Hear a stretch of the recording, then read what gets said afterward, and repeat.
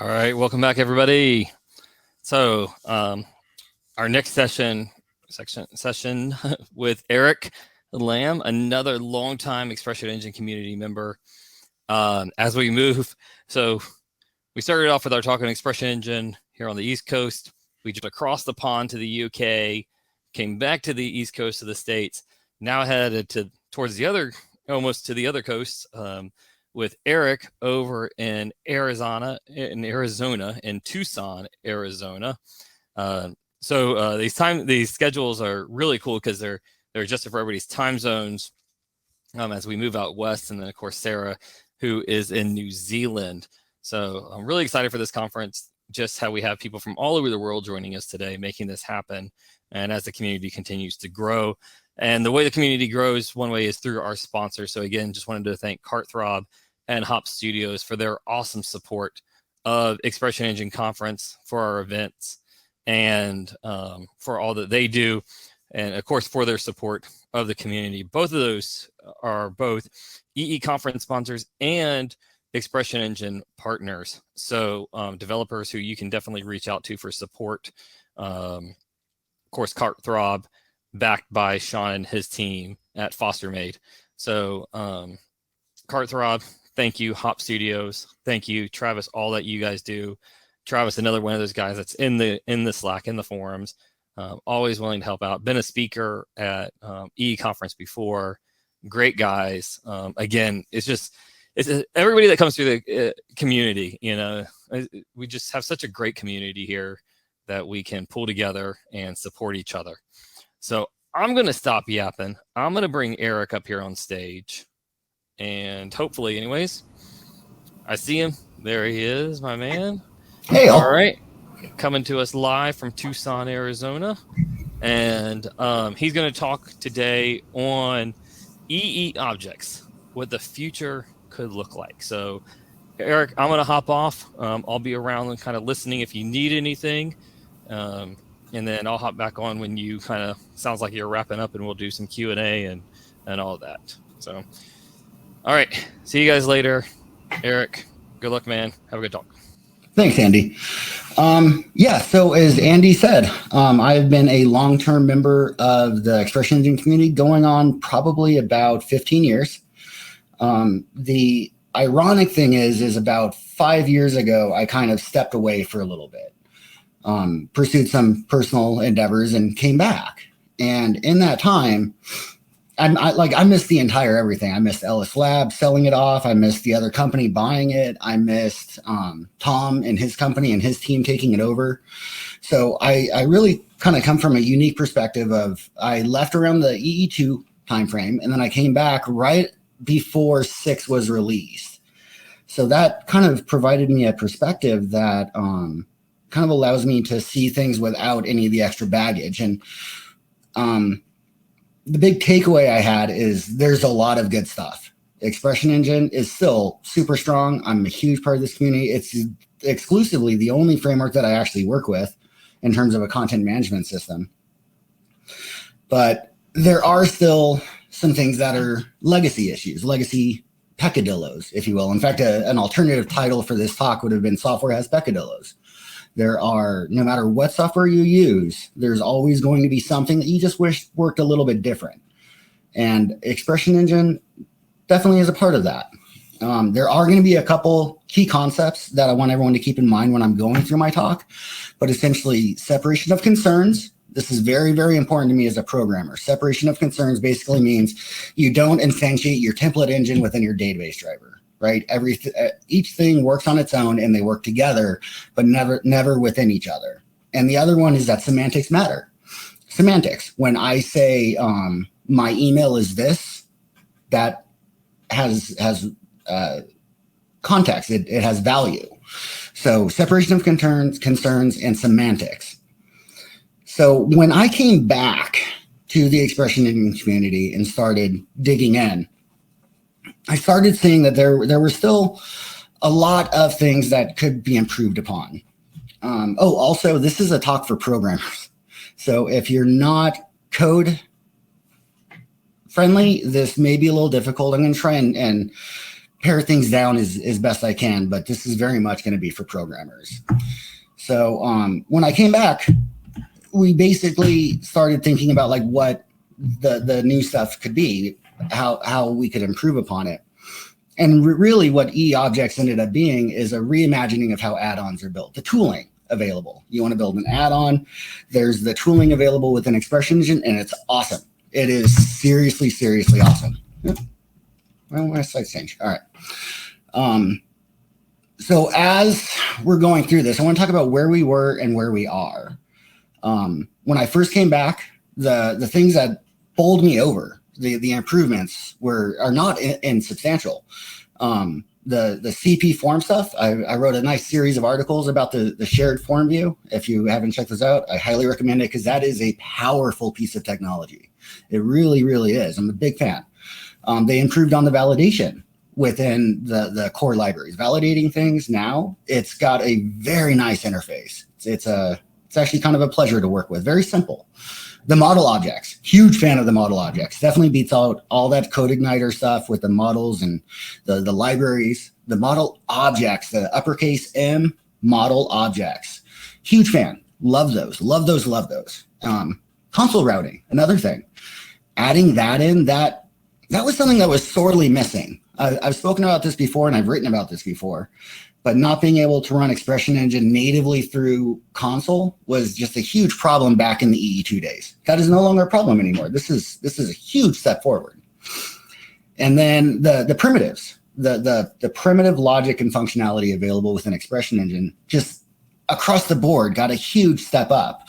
There's still some of the legacy stuff, of course, but we replaced the global singleton with what's now a global DI layer. I'll leave it up to other people to figure out if that's an improvement or not. I think it is. There are downsides to a global dependency injection, but the head and shoulders above doing the global singleton. But when it comes to add-on development, nothing really changed in terms of the structure of an add-on. You still have your module file, you still have your extension file, you still have your control panel file, on and on and on. So I expected different. I was gone for years and they went through from 2 to 6 and all of that is still the same. And I was really hoping for more. So it's a little bit more than that too, in that some of the peccadillos from the EE2 days are still there. So for example, date formatting. If you want to output the date for the current user who's viewing the site, that's still a pretty laborious process. It's a good 5-10 lines of code that you have to use every single time, those same lines of code. The problem with the add-on files, like I just mentioned, it's a single object for every single one of them. An extension, you get one object. That's it. One object for an extension. And the idea is that you have different methods for every extension itself. And same thing with the template tags and the actions, the control panel routing. It's a single object. And then there's individual methods that handle all of that. So before we dive too much into it, just any developers, think about this. If you're querying a channel entry and you want to get the ID of a file associated with it, that is an extremely laborious process. We're talking string parsing, we're talking additional SQL queries that have to happen. It's not a straightforward thing. And, in 2022, I kind of feel like it should be. Another one, write to a channel field knowing only the name of the field. You're going to write about 50 lines of boilerplate code to end up transcoding and figuring out which field you want based off of the ID and all that stuff. We've all done it. And we all have packages that allow us to kind of skirt some of that and the complexity, but we all have to still do those things. And I just kind of wish that we didn't, Another one is update an arbitrary entry field, including all of its custom fields. That is still, in 2022, a very laborious thing. You can update the channel title table. You can update the channel data table. Most of that's pretty easy. But if you give it an array for a custom field, or you give it data for anything that's not directly tied into those two tables, it's a very manual and laborious process still. So unfortunately, sometimes it can still not be as fun to code for EE, just purely because of things like that for me. We've gone through this. We've done it over and over and over, and it's still there. We knew about it back then. And, obviously priorities differ and stuff like that. So I took it into my head of find a problem, fix a problem. You don't just complain about something. You complain about something and then you fix it. So that's where we are with EE objects. This is my solution to a lot of those peccadillos that were just personal to me in nature. I created a nice little framework that I could use on my client sites and pull into my projects whenever I want with very little complication. And it really boils down to, at this phase, 4 main libraries. We have forms, we have members, we have entries, and we have controllers. So what I'm going to do for this talk is we're going to go through each one of those 4 things. I'm going to give decent code examples, and hopefully walk you guys through some of the benefits of using these. A word of caution, though, is if you are a third-party developer who creates add-ons, this is not a library for you to just use. Take it, use it within your own stuff, but you're going to have to do some namespace changing. Namespace collision being a real problem in 2022.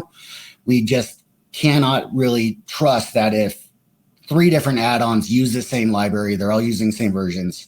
Please do not use this if you're a third-party developer.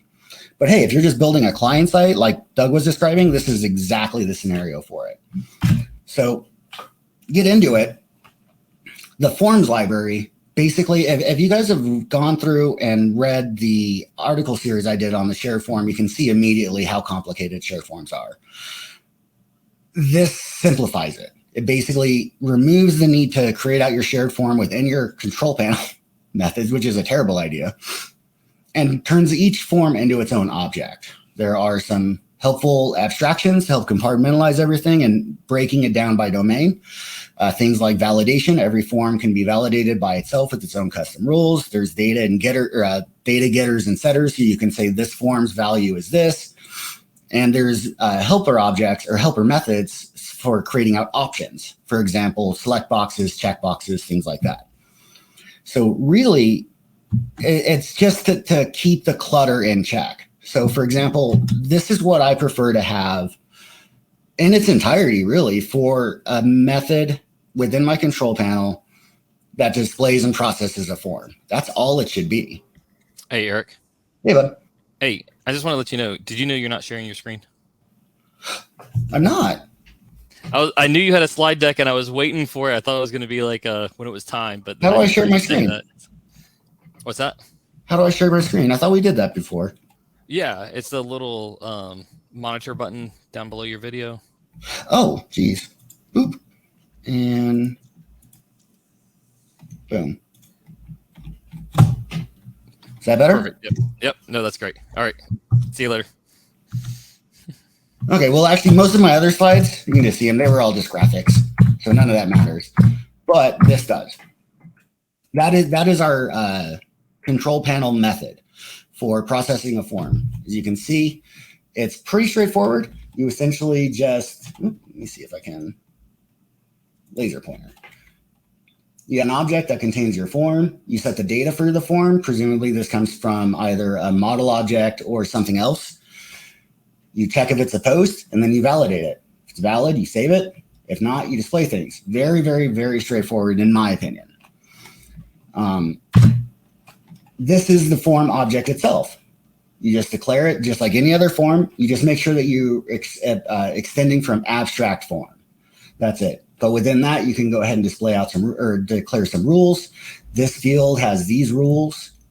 And it's again, very straightforward. It's just a normal shared form, but it's compartmentalized. It's kept out of anything else. Again, separation of concerns. We don't want to have any of that overlap. We want to just have a form object that just does a form.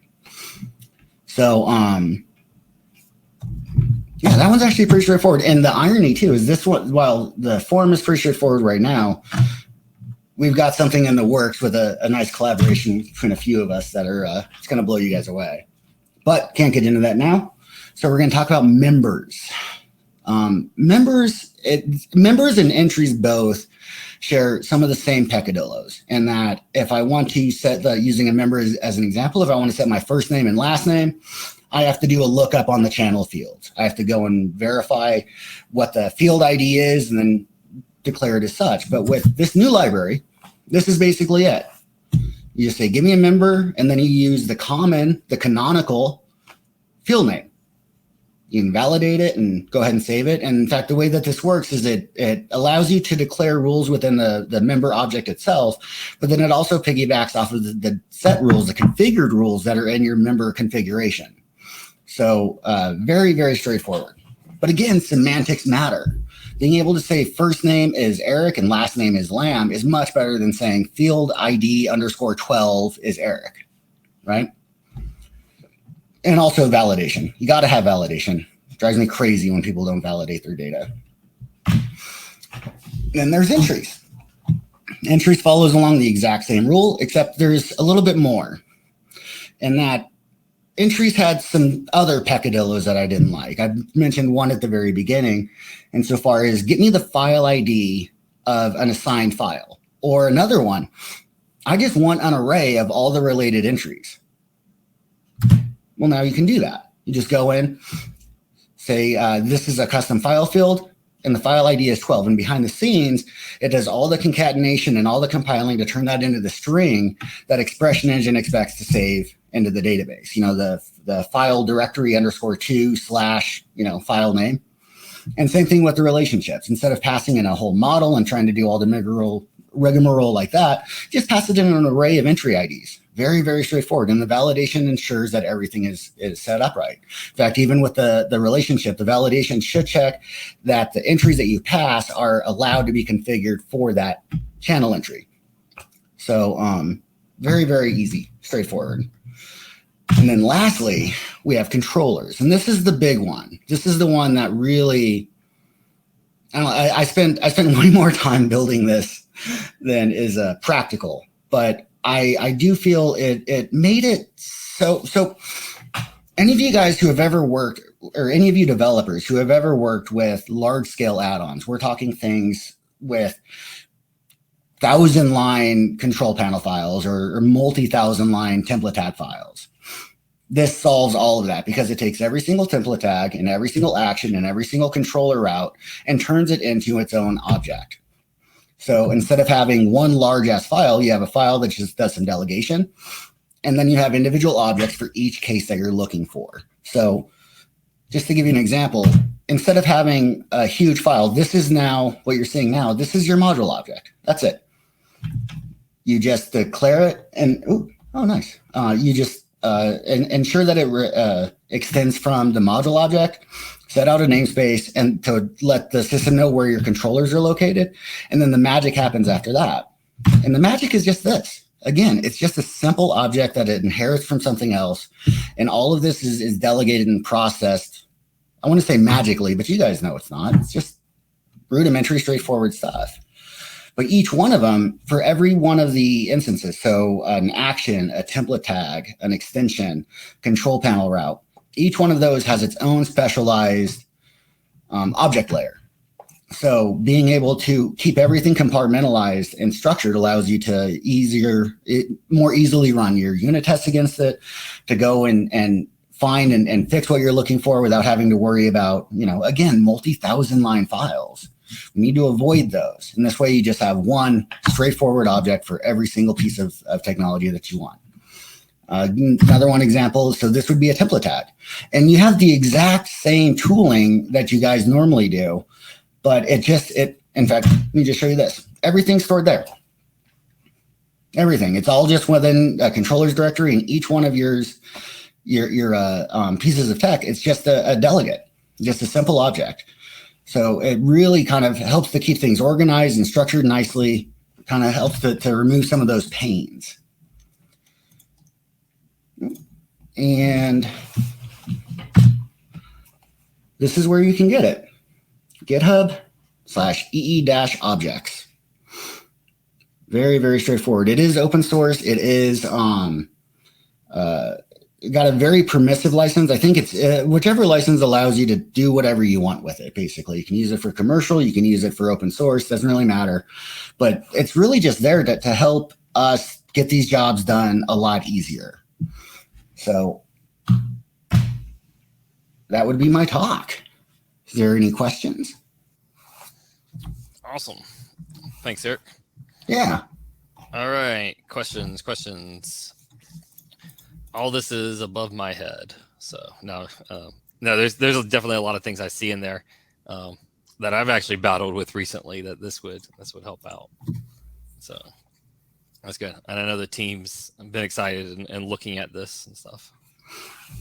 Yeah, it's just something to just make it not as difficult, you know? Yeah. I mean, a lot of these things, it's a lot of the same boilerplate. In fact, as a part of Doug's talk, he had a good example of every project they bring in these specific pieces just to make it easier and to lessen the pains. And this is just a larger extension upon that same idea.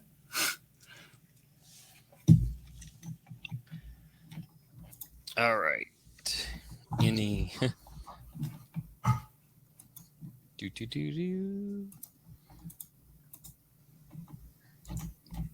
No questions. All right.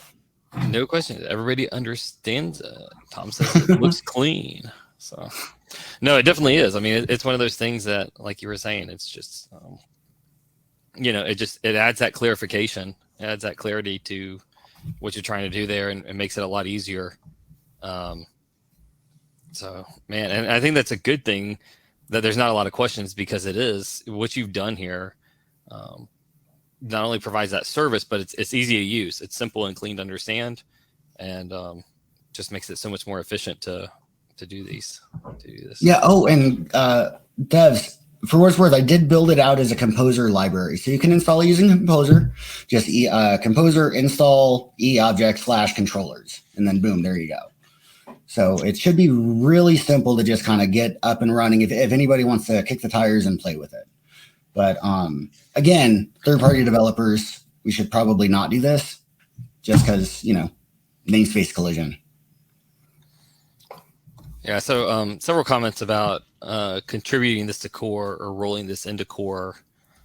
Do you think that parts of this could get into core, or you'd like to see something in core, or is this just kind of a temporary solution until some of this stuff in core is cleaned up?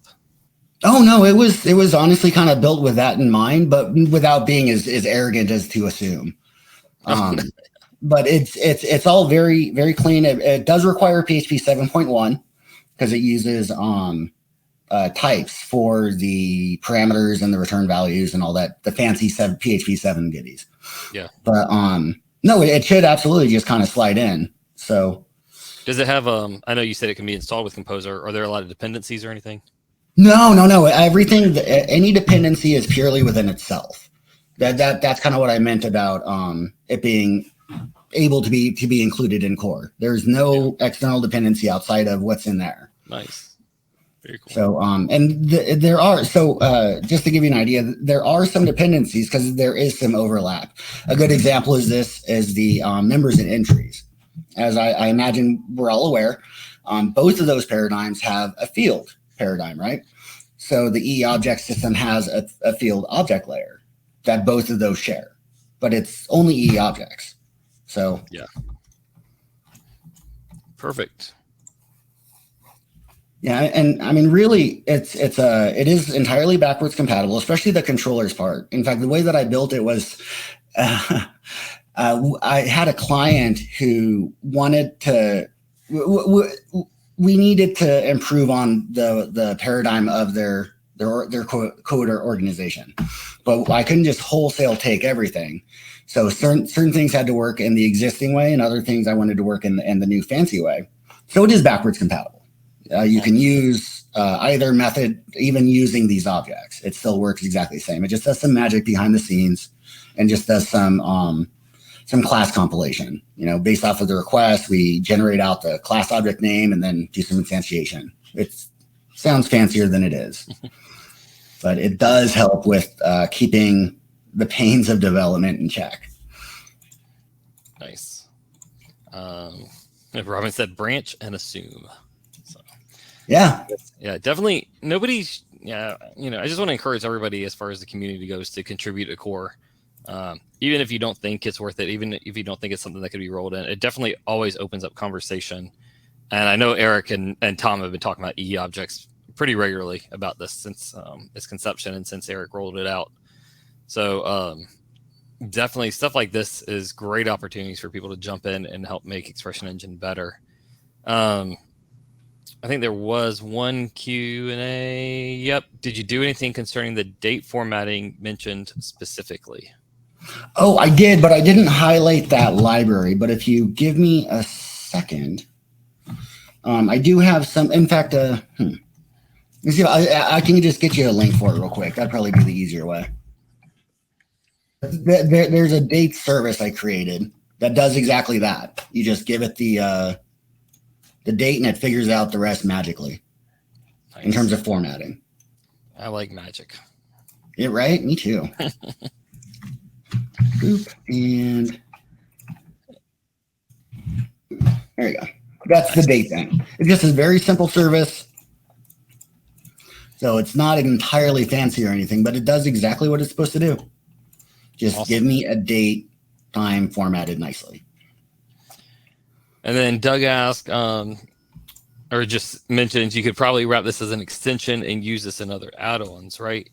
Add the class in and then pull it in multiple places, or would you recommend against this because of the namespace collision? Yeah, well, there is some concern that, because again, it is still very experimental. There is some concern that if we change it and change, like for example, change out the formatting of how URLs are parsed. Like a good example, like one of the things I brought up, let me see if I can show you guys this. One of the things that had occurred to me is how unnecessary, wait, this is. How it could be considered unnecessary, this portion of the route namespace.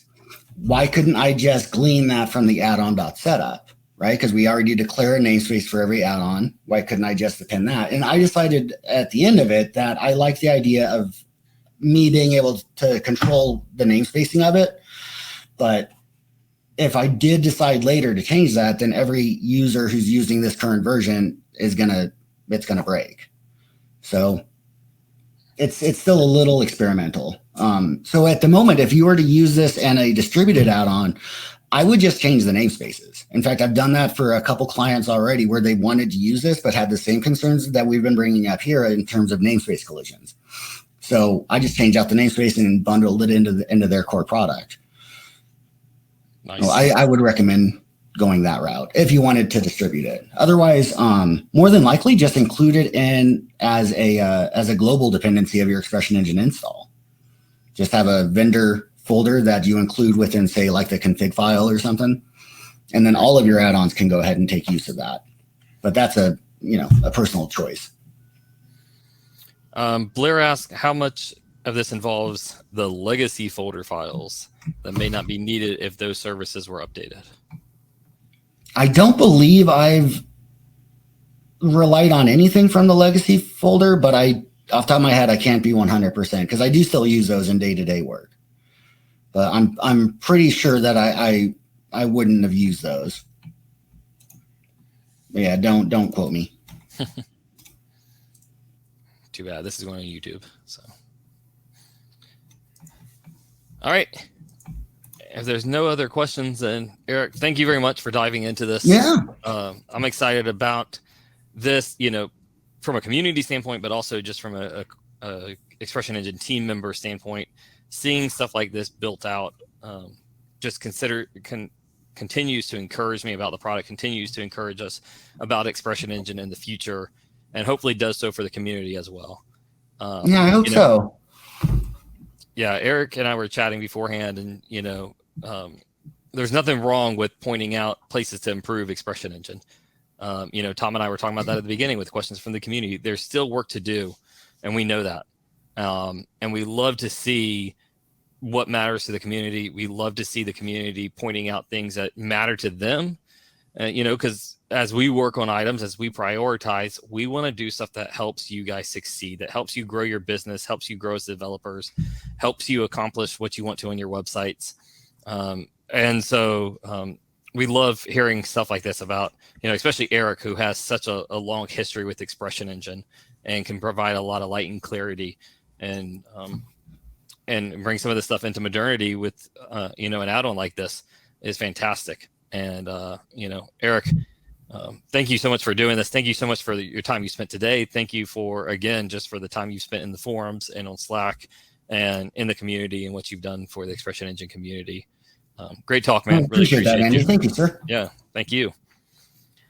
All right.